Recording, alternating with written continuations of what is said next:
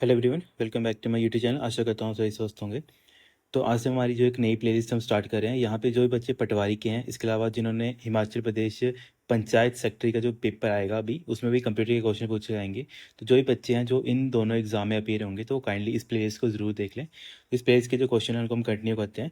यहाँ पे first question है, computer drive it's name from a word which means calculation. यहाँ पे बात करिए कि कंप्यूटर ने अपना जो शब्द है जिसको हम कंप्यूटर बोलते हैं, ये कौन सी भाषा से लिया है। पहले तो ये भी क्वेश्चन पूछा जाता था, तो यहाँ पे पूछा है कि कौन सा शब्द है उस भाषा का जिसका मतलब होता है कैलकुलेशन। तो आपने याद रखना है कि उस शब्द का नाम है, जिसको यहाँ पे वैसे तो ऑप्शन यहाँ पे फर्स्ट करेक्ट हो जाएगा, पर एग्जैक्टली ये कंप्यूटर नहीं था, इस वर्ड का नाम था। एक्चुअल में ये ना लेटिन भाषा का शब्द था।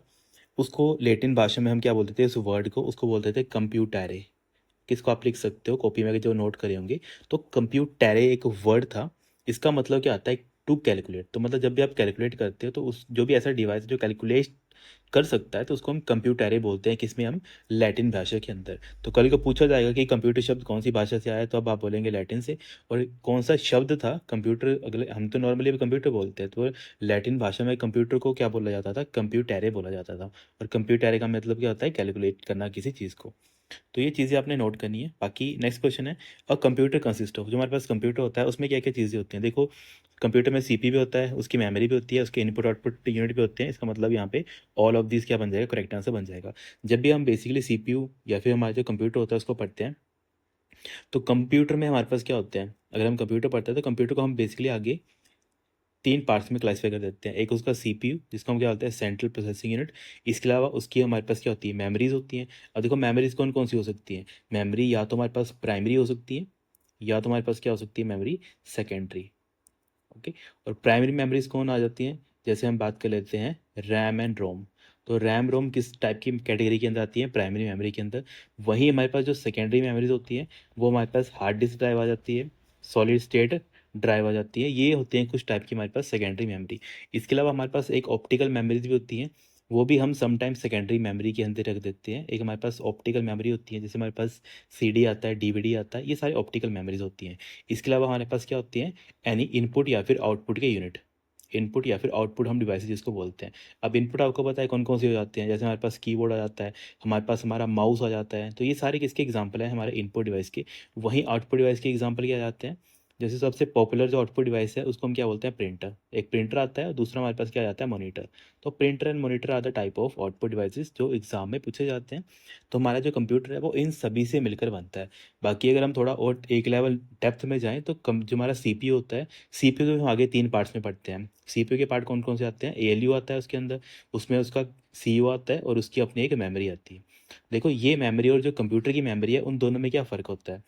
जो हमारी सीपीयू की मेमोरी होती है, तो सीपीयू की मेमोरी कौन सी होती है, ये होते हैं रजिस्टर्स। वहीं जो हमारे पास कंप्यूटर की मेमोरीज होती हैं वो कौन कौन सी होती हैं, प्राइमरी और सेकेंडरी। और प्राइमरी के अंदर मैंने आपको रैम बता दिया, रैंडम एक्सेस मेमोरी जिसको बोलते हैं, और सेकंड में हमारा कौन सी बन जाती है, रोम बन जाती है।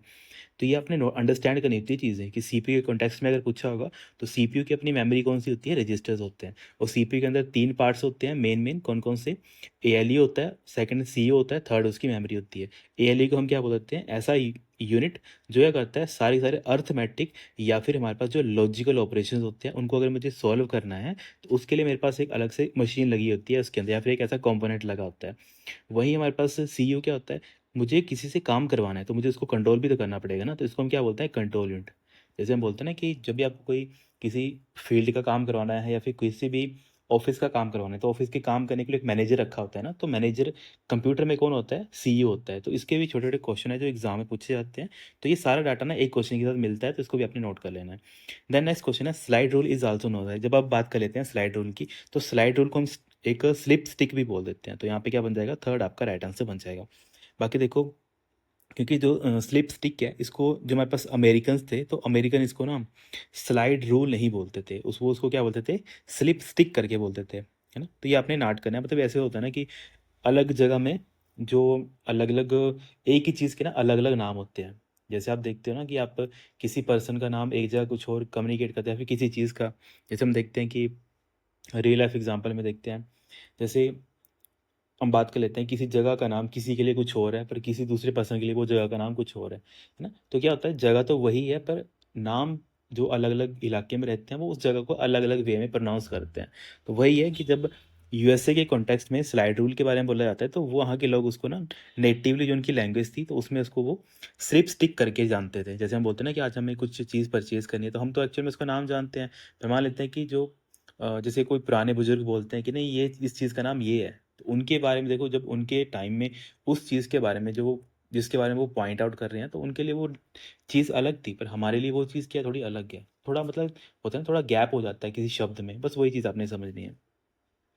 तो ये आपने नोट करना है। देन हमारे पास नेक्स्ट क्वेश्चन है, the mass produced mechanical calculating device. तो सबसे ज़्यादा देखो फर्स्ट था और सबसे ज़्यादा प्रोड्यूस किया जाने वाला मैकेनिकल कैलकुलेटिंग डिवाइस। यहाँ पे मैंने इलेक्ट्रॉनिक बात नहीं की है, यहाँ पे मैंने बात की है मैकेनिकल की, मतलब ऐसी मशीन या फिर ऐसा कंप्यूटर जिसमें क्या होंगे, सारे के सारे मैकेनिकल पार्ट्स लगे होंगे।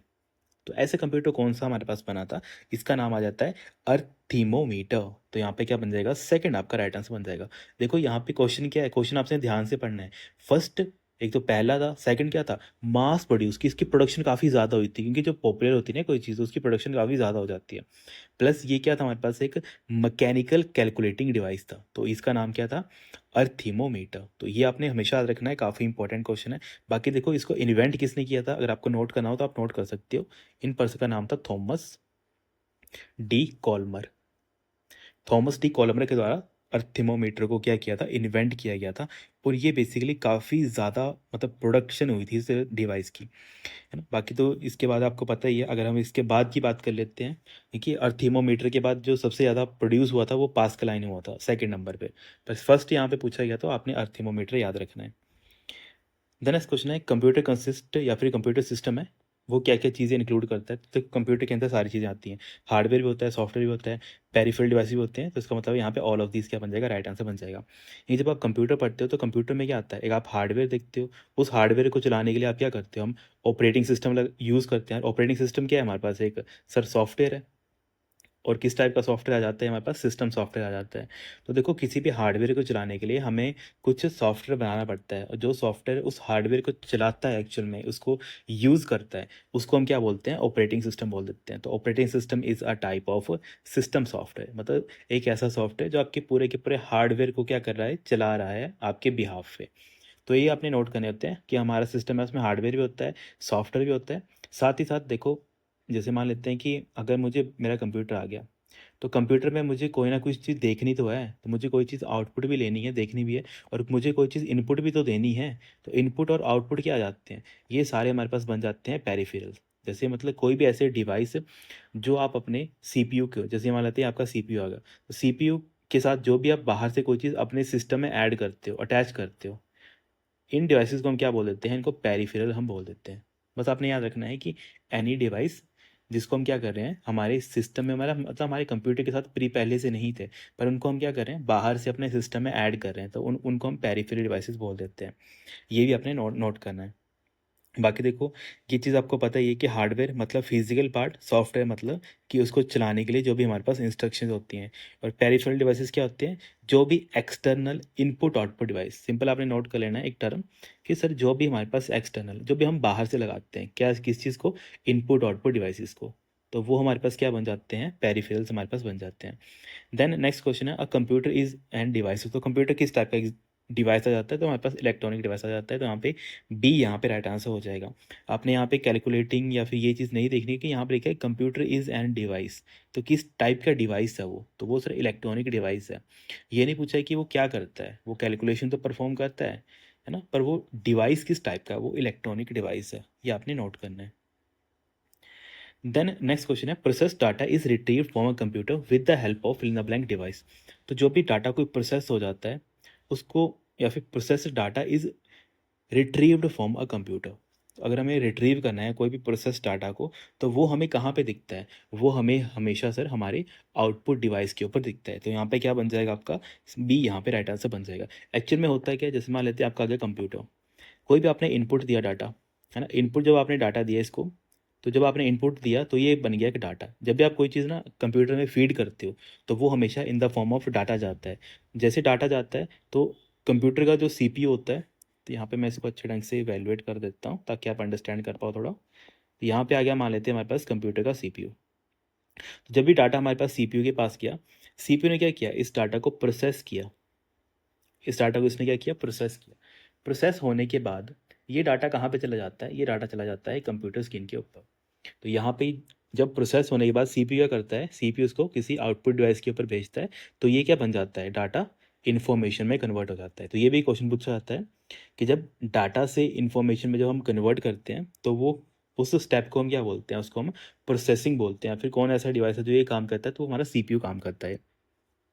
अब जैसे ही अब क्वेश्चन को ध्यान से पढ़ेंगे आप, यहाँ पे लिखा है कि जो भी डाटा आपने प्रोसेस कर लिए, process data is retrieved from, कि वो कहाँ से आपको मिलता है, from a computer with the help of. देखो आपको प्रोसेस डाटा कहाँ से मिला, ये आपका प्रोसेस डाटा यहाँ पे है, यहाँ पे है, पर आपको तो देखना कहाँ है, आपको तो अपने कंप्यूटर स्क्रीन के ऊपर देखना है ना। तो आपको ये डाटा आ कहाँ से रहा है, यही तो क्वेश्चन पूछा है। तो कहाँ से आ रहा है या फिर आपको कहाँ पे दिखेगा, ये रिट्रीव होके आपको कहाँ पे दिखेगा ये, तो सर हमें ये हमारे कंप्यूटर स्क्रीन पे दिखेगा। तो यही क्वेश्चन पूछा गया था कि जो प्रोसेस्ड डाटा होता है इज रिट्रीव्ड, या फिर हम बोल सकते हैं retrieved from a computer with the help of device, कि कौन सा ऐसा डिवाइस है जो ये हमें रिट्रीव करने का काम करता है, मतलब हमें ये दिखाने का काम करता है। तो वो हमारे आउटपुट डिवाइसेस होते हैं। तो ये आपने नोट करना है, काफ़ी अच्छा क्वेश्चन है। ऐसे क्वेश्चन है जो एग्जाम में ना पूछे जाते हैं, तो इनको भी क्या करना है, आपने अच्छे ढंग से नोट करना है। द नेक्स्ट क्वेश्चन है, a computer can perform which of the following task. तो कंप्यूटर किस टाइप के टास्क है वो परफॉर्म कर सकता है। तो देखो कंप्यूटर में हम कंप्यूटेशन कर सकते हैं, डाटा को स्टोर भी कर सकते हैं, डाटा को प्रोसेस भी कर सकते हैं। इसका मतलब है यहाँ पे ऑल ऑफ दिस क्या बन जाएगा, राइट आंसर हो जाएगा। बाकी देखो कंप्यूटर डिज़ाइन इसके लिए किए जाते हैं कि जो भी अर्थमेटिक या फिर कोई भी लॉजिकल या फिर कोई भी डाटा स्टोरेज के टास्क होते हैं वो हम इजीली उसके थ्रू ऑपरेट कर पाएँ। तो उसी टाइप ऑफ डिवाइस को हम क्या बोल देते हैं, कंप्यूटर बोल देते हैं। तो उसका मतलब ऑल ऑफ दिस क्या बन जाएगा, यहाँ पे करेक्ट आंसर बन जाएगा। द नेक्स्ट क्वेश्चन है, which one of the following is not a characteristic of a function of a computer. तो कौन सी करेक्टरिस्टिक नहीं है, नहीं नोट लिखा है ना यहाँ पे, तो करेक्टरिस्टिक कौन सी नहीं है, तो आपने याद रखना है जब भी हम करेक्टरिस्टिक की बात करते हैं तो यहाँ पे देखो डाटा कलेक्शन भी इसकी करेक्टरिस्टिक होती है, डाटा स्टोरेज भी इसकी करेक्टरिस्टिक होती है, बाकी डाटा प्रोसेसिंग भी इसकी करेक्टरिस्टिक होती है, और यहाँ पे डाटा आउटपुट भी इसकी क्या होती है, करेक्टरिस्टिक होती है। तो इसका मतलब यहाँ पे क्या बन जाएगा, नन ऑफ दिस क्या बन जाएगा, राइट आंसर बन जाएगा, क्योंकि ये सारी की सारी चीज़ें ना हमारी करेक्टरिस्टिक्स के अंदर आ जाती हैं। तो ये आपने याद रखना है। बाकी देखो अगर पूछा है ना नोट करेक्टरिस्टिक, तो इसके अंदर क्या क्या चीज़ें आ सकती हैं, कि नोट पूछा है ना, तो नोट क्या एग्जाम्पल अगर लिखने में तो आप नोट लिख सकते हो कि कंप्यूटर जैसे हमारा ह्यूमन होता है, ह्यूमन सारी चीज़ कर सकता है पर कंप्यूटर कौन सी चीज़ नहीं करता सकता है, तो कंप्यूटर लैक ह्यूमन, मतलब कंप्यूटर है वो ह्यूमन इंटेलिजेंस की तरह काम नहीं करता है ना, इंटेलिजेंस, इंटेलिजेंस नहीं होती है उसमें, ना तो उसमें कंप्यूटर में हमारे पास इमोशन होते हैं, या तो अगर मैं और बात कर लूँ कि या तो उसमें कोई अपने इंडिपेंडेंट थॉट नहीं होते हैं। तो सिंपल थॉट लिखता हूँ यहाँ पे, तो आपने बस अंडरस्टैंड करना है इस चीज़ को, थॉट। कि अगर आप कल को मान लेते यहाँ पे तो कोई ऑप्शन नहीं था जिसमें हम ऐसे बोल सकते हैं कि वो कंप्यूटर की कैरेक्टरिस्टिक नहीं है, क्योंकि ये सारे के सारे हमारे पास क्या है, कैरेक्टरिस्टिक्स ऑफ अ कंप्यूटर है। पर अगर एग्जाम में मान लेते हैं उन्हीं इनमें से एक ऑप्शन दे दिया होता कि उसमें intelligence, lack of human intelligence होती है कंप्यूटर में, है ना, या फिर सिंपल बोलें कि ह्यूमन इंटेलिजेंस होती है उसमें, तो आप बोलेंगे कि सर नहीं होती है। इमोशन होता है कंप्यूटर में, आप बोलेंगे नहीं इमोशन तो नहीं होता, अब इसलिए मशीन है, मशीन में क्या इमोशन होगा। अच्छा, मशीन अपने बिहाफ पे सोच सकती है, नहीं सोच सकती है वो, है ना, तो उसमें कोई अपना थाउट भी नहीं होता है। तो ये सारी चीज़ें आपने समझनी होती हैं कि अगर नॉट अ करेक्टरिस्टिक पूछा होगा तो आप लिख सकते हो human intelligence is not a characteristics of a computer. फिर हम बोल सकते हैं कि emotion is either not a characteristic of a computer, then thought is also not a characteristic of a computer। ऐसे करके क्या करना होता है, आपने बस चीज़ों को अंडरस्टैंड करना होता है। देन नेक्स्ट क्वेश्चन है, information on a computer is stored है। देखो जो भी इन्फॉर्मेशन है उसको हम कैसे स्टोर करते हैं, तो देखो मैंने आपको ये चीज़ बताई थी, जो हमारा कंप्यूटर है वो हमेशा बाइनरी डाटा को क्या करता है, स्टोर करता है, और बाइनरी डाटा को ही हम समटाइम क्या बोल देते हैं, डिजिटल डाटा। तो आप मुझे खुद बताओ कौन सा यहाँ पे राइट आंसर हो जाएगा, और सिर्फ भी यहाँ पे राइट आंसर हो जाएगा कि जो भी इन्फॉर्मेशन है कंप्यूटर कैसे वो स्टोर करता है, in the form of binary, और बाइनरी को भी हम क्या बोल देते हैं, डिजिटल बोल देते हैं। तो डिजिटल डाटा हमारे पास क्या बन जाता है, और डिजिटल या फिर बाइनरी क्या होता है हमारे पास, जब हम ज़ीरो या फिर वन की हम बात करते हैं, तो ये हमारे पास क्या होता है, एक तरीके से डिजिटल डाटा होता है। देन नेक्स्ट क्वेश्चन है, which is not a basic function of a computer. तो कंप्यूटर का बेसिक फंक्शन कौन सा नहीं है, तो देखो एक्सेस इनपुट करना, प्रोसेस डाटा करना, स्टोर डाटा करना, या फिर स्कैन डाटा करना। तो देखो यहाँ पे क्या बन जाएगा, डी यहाँ पे राइट आंसर बन जाएगा, क्योंकि बेसिक, क्योंकि यहाँ पे बात की है not a basic function, normal उसका बेसिक फंक्शन नहीं है। देखो स्कैन डाटा करना उसका बेसिक फंक्शन नहीं है कंप्यूटर का, उसको हम क्या करते हैं, basically with the help of scanning machine हम डाटा को स्कैन करते हैं, हम डाटा स्कैन कर सकते हैं, पर यहाँ पे बेसिक फंक्शन नहीं है। बेसिक फंक्शन क्या होता है, आप डाटा इनपुट देते हो, इनपुट होने के बाद डाटा क्या होता है, डाटा वो प्रोसेस होता है, देन प्रोसेस होने के बाद डाटा वो हमें कहाँ पे दिख जाता है, आउटपुट स्क्रीन पे हमें वो दिख जाता है ना, कि हम डाटा एक्सेस भी करते हैं, इनपुट लेते भी हैं, इनपुट को हम प्रोसेस भी करते हैं, किसी भी डाटा को प्रोसेस भी करते हैं, प्रोसेस होने के बाद डाटा हम आउटपुट पे भेज भी सकते हैं, साथ ही साथ हम डाटा को क्या करते हैं, स्टोर भी करते हैं।